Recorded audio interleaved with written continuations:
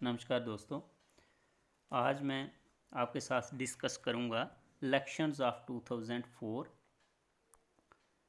And UPA government, United Progressive alliance government, जो 2004 में बनी थी इंडिया में, और 14th जनरल इलेक्शंस लोकसभा के लिए हुई थी 2004 में। द रेनिंग ऑफ एनडीए, क्योंकि ये एनडीए का राइवल बना था UPA. NDA means national democratic alliance, ये बीजेपी का अलायंस था, ये बीजेपी ने बनाया था। और इसमें जो इसको बनाया था, ये कांग्रेस पार्टी जो थी इंडिया में 2004 में, ये यूपीए अलायंस बना था।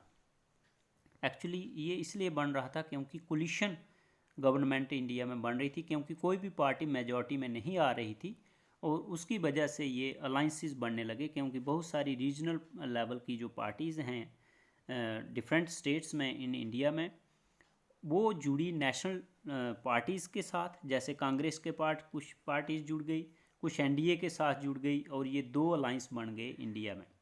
तो 2004 का जो अलाइंस है ये यूपीए गवर्नमेंट का है, और 14th जनरल इलेक्शन में बना था। The reigning of NDA coalition face defeat, क्योंकि एनडीए जो थी वो 2004 में इसको हार हुई इसकी। And Indian National Congress was remained successful in forming the government in coalition. तो ये कोलिशन में कांग्रेस पार्टी जो है, इंडियन नेशनल कांग्रेस, वो सक्सेसफुल हुई। Indian National Congress got 145 seats. अगर देखिए, अगर सिर्फ हम कांग्रेस पार्टी की बात करें तो ये बड़ी पार्टी थी, और इसको 145 सीट्स मिली थी। 543 के लिए इलेक्शन हुई थी, और उनमें से 105 सीट्स जो है वो कांग्रेस पार्टी ने हासिल की, and emerged as the largest party, और ये सबसे बड़ी पार्टी यही थी। After the elections a meeting was held between Indian National Congress and its allies. Allies होते हैं इसके जो सहयोगी पार्टियां थी जिन्होंने इसके साथ कोलिशन किया था। And they decided to form a coalition government, और इन्होंने क्या डिसाइड किया कि ये एक कोलिशन गवर्नमेंट फ्रेम करेंगे, which they named United Progressive Alliance. जो इन्होंने इसको क्या नाम दिया? United Progressive Alliance. Congress president Sonia Gandhi was unanimously elected as the leader, क्योंकि इसको सोनिया गांधी को कांग्रेस पार्टी का लीडर प्रेसिडेंट इलेक्ट किया गया। चेयरपर्सन, और चेयरपर्सन भी यूपीए, यूनाइटेड प्रोग्रेसिव अलायंस का। UPA formed its government under doctor Manmohan Singh in 2004, और 2004 में डॉक्टर मनमोहन सिंह जो है वो इंडिया के प्राइम मिनिस्टर बने। Main political parties which are partners of UPA यार एलीज, जो यूपीए के एलीज थे, पार्टनर्स थे, वो थे, उनको हम डिस्कस करेंगे। वो थे इंडियन नेशनल कांग्रेस, फर्स्ट है इंडियन नेशनल कांग्रेस, इसमें थी जो मेन पार्टी थी। दूसरी Nationalist Congress Party, NCP, NCP short name है इसका। द्रविड़ा मुनेत्रा कज़ागम, डीएमके, ये तमिलनाडु की पार्टी है, डीएमके। नेशनल कॉन्फ्रेंस, एनसी, जो कि जम्मू एंड कश्मीर की पार्टी है। लोक जनशक्ति पार्टी, एलजेएसपी। झारखंड मुक्ति मोर्चा, जो झारखंड की पार्टी है। तृणमूल कांग्रेस, जो कि वेस्ट बंगाल में सक्रिय है, और वेस्ट बंगाल में इसके ममता बनर्जी, इसके जो हेड हैं वो ममता बनर्जी हैं। ये भी याद रखना क्योंकि ये ऑब्जेक्टिव में पूछा जा सकता है। और नेक्स्ट पार्टी जो थी इसमें 8th, ये थी Indian Union Muslim League, Republican Party of India, Marumalarchi, Dravida Munnetra Kazhagam, ये Sikkim Democratic Party, All India Majlis-e Ittehadul Muslimeen, ये आंध्र प्रदेश की पार्टी है। राष्ट्रीय जनता दल, ये ओवैसी, जो आपने सुना होगा, जो बड़े भाषण वगैरह देते हैं, ओवैसी की पार्टी है ये ओवैसी इसके चेयरमैन हैं। ऑल इंडिया मजलिसे इत्तेहादुल मुस्लिमीन। राष्ट्रीय जनता दल आरजेडी जो लालू प्रसाद यादव ने ये पार्टी बनाई थी। समाजवादी पार्टी मुलायम सिंह यादव ने ये पार्टी बनाई थी। तो ये दोनों पार्टियां बिहार में जो सक्रिय हैं और यूपी में, उत्तर प्रदेश में। नेक्स्ट दोस्तों, in the 15th Lok Sabha elections, 15वीं लोकसभा इलेक्शंस हुई 2009 में।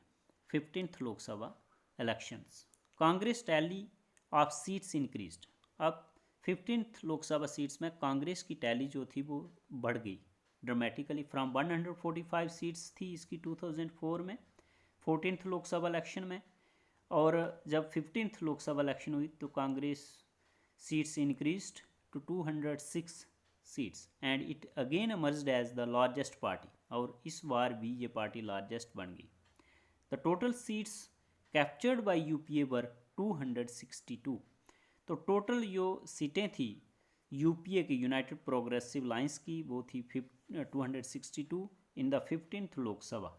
इन 2009 UPA government again form the government, और 2009 में यूपीए गवर्नमेंट ने फिर से गवर्नमेंट बना दी under the leadership of doctor Manmohan Singh, और दोबारा डॉक्टर मनमोहन सिंह जो हैं वो 2 टर्म्स प्राइम मिनिस्टर रहे, नाउन एज यूपीए 2। तो इसको यूपीए 2 भी कहा जाता है। However in the 14th general elections, CPI and CPIM जो पहले इसके पार्टनर थे 2004 में, अब वो इसको जो कि इसको बाहर से सपोर्ट कर रहे थे, आउटसाइड से सपोर्ट कर रहे थे, CPI and CPIM supported the government of UPA from outside, but during the second UPA government formed in 2009. अब ये सपोर्ट फ्रॉम आउटसाइड क्या होता है? हो सकता है ये आपके माइंड में क्वेश्चन आ रहा हो, मैं इसको क्लियर कर देता हूँ कि आउटसाइड से सपोर्ट करने का मतलब होता है कि ये लोग जो ये पार्टियाँ हैं CPI और CPIM, ये गवर्नमेंट में अपनी कोई मिनिस्ट्री नहीं लेंगे, मतलब बाहर से इनकी सपोर्ट रहेगी कि वो इसी पार्टी को सपोर्ट कर रहे हैं, अपोजिशन में भी नहीं बैठेंगे, ये मतलब होता है इसका। और गवर्नमेंट में इनकी पार्टिसिपेशन जो है वो डायरेक्ट नहीं होती है, इनके कोई मिनिस्टर वगैरह नहीं बनते हैं। During the second UPA government formed in 2009, तो 2009 में यूपीए की दूसरी गवर्नमेंट बनी। Both the communist parties decided to remain अलाइनेटेड।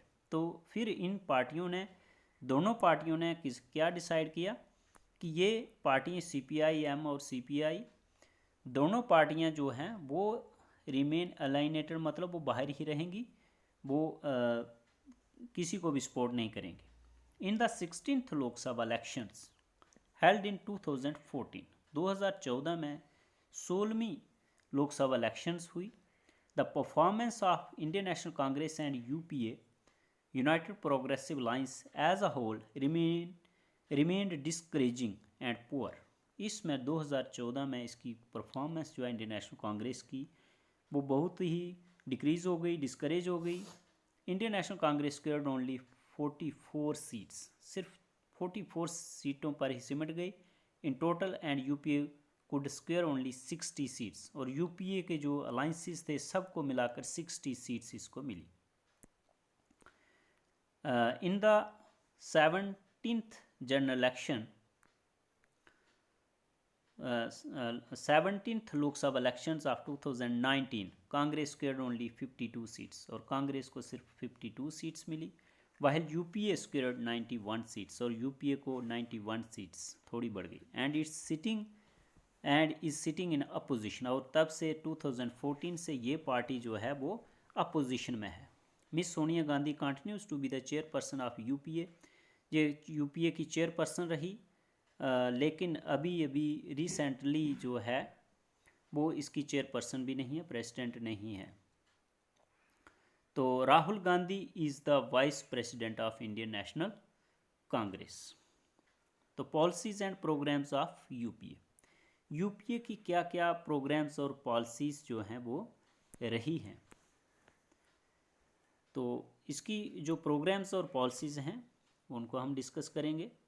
To achieve social unity, तो मेन जो इस पार्टी का एम है वो क्या था, मेन पॉलिसी जो है इस पार्टी की वो है social unity, cohesion and keep the sovereignty of India as sacrosanct, कि इंडिया की सॉवरेनिटी को, सुप्रीम पावर को ये पूरी जो है वो सिक्योर रखेंगे। Second, to accelerate the employment opportunities को बढ़ावा देंगे। And to remove poverty and illiteracy, देश से गरीबी हटाएंगे और अनपढ़ता ख़त्म करेंगे। थर्ड जो इनकी प्रोग्राम में था, to achieve the growth rate of nearly 8%, कि 8% ग्रोथ रेट को अचीव करना for the rapid economic development of India, और तेज़ी के साथ देश की आर्थिक डेवलपमेंट को बढ़ावा देना। And to eradicate economic disparities, आर्थिक मतलब इकोनॉमिक जो डिस्पैरिटीज़ हैं, जो डिफरेंसेस हैं इन द इंडियन सोसाइटी, उसको भी दूर करना। Fourth, to frame and implement pro farmers and pro peasants agricultural policies, कि मतलब फार्मर के हित में और एग्रीकल्चर पॉलिसीज़ उनके हित में बनाना, और स्टैंडर्ड ऑफ लिविंग फार्मर्स का इम्प्रूव करना। Fifth, to generate a feeling of trust and confidence among the minority communities, जो माइनॉरिटीज़ में हैं, जो माइनॉरिटीज़ मीन्स जो लोग कम तादाद में हैं इंडिया में, माइनॉरिटीज़ कम्युनिटीज़ हैं, उनके अंदर एक ट्रस्ट और कॉन्फिडेंस क्रिएट करना। To respect and strengthen the